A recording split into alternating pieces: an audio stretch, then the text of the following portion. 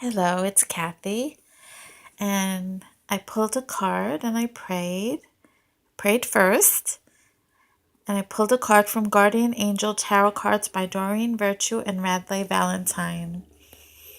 And this is the card that I pulled, the Three of Emotion. Wonderful news is on its way. Announcements regarding engagements, pregnancies, births, or graduations will be revealed. New friends will be made, or communities of like-minded people will draw closer to one another. Exciting new beginnings or happy endings are just around the corner. So that's nice. Now, of course, we all have our own individual fortunes, but I hope that that card rings true for somebody out there. Okay, so I'm going on to the next section in the Divine Principle in chapter 4. Is this chapter 4? Anyway, it's called The Second Coming of Elijah and John the Baptist. The prophet Malachi foretold that Elijah would come again. Behold, I will send you Elijah the prophet before the great and terrible day of the Lord comes.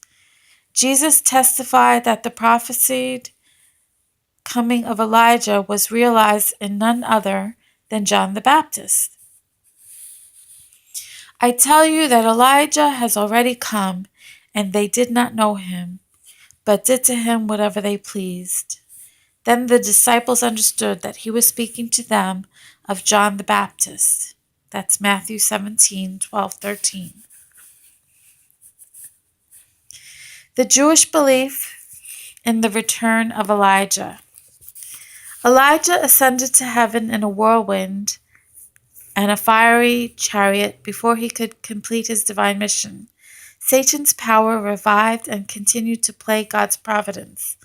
The way of the Messiah could not be made straight until Satan's influence was removed. Hence, before Jesus could realize the ideal of the incarnate temple, another prophet should inherit and complete Elijah's unfinished mission of breaking people's ties with Satan. Due to this providential necessity, the prophet Malachi foretold that Elijah would come again. The Jewish people who believed in the prophecies of Scripture fervently hoped for the advent of the Messiah, yet we should know that they longed just as eagerly for the return of Elijah. This was because God had clearly promised, through the prophet Malachi, that he would send the prophet Elijah prior to the advent of the Messiah to prepare the way of the Lord. Just as there are Christians today who are resolutely looking to the sky with the expectation that Jesus will come in the clouds, Jews of Jesus' day were looking up at the sky, actually awaiting the coming of Elijah. Nevertheless, before any news was heard about Elijah having come again to fulfill Malachi's prophecy, Jesus suddenly appeared and claimed to be the Messiah. It is no wonder that Jesus' appearance and proclamation stirred up all of Jerusalem in great confusion.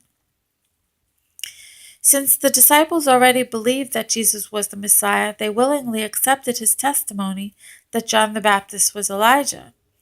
Yet how could others who did not know Jesus accept this controversial claim? So, basically, the failure of the Jewish people to believe that Jesus was the Messiah falls in the lap of John the Baptist. And I feel sorry for John the Baptist because of his failure to bring all his followers to Jesus, his failure to become Jesus' chief disciple, his failure when he was in the prison. He sent one of his followers to ask Jesus, "Are you the one, or should we wait for another?" And Jesus is like, after all, he's like, let him not take offense at me. Doesn't he see the blind are healed and all this? So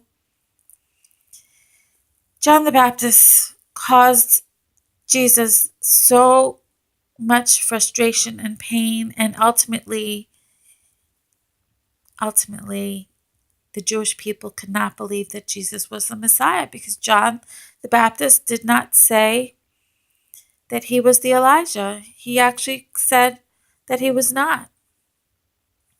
Okay. Anyway, I guess I'll close for now. Sorry I'm shaking. I have a habit of shaking my leg sometimes, and it shakes the camera. Anyway, take care and see you next time.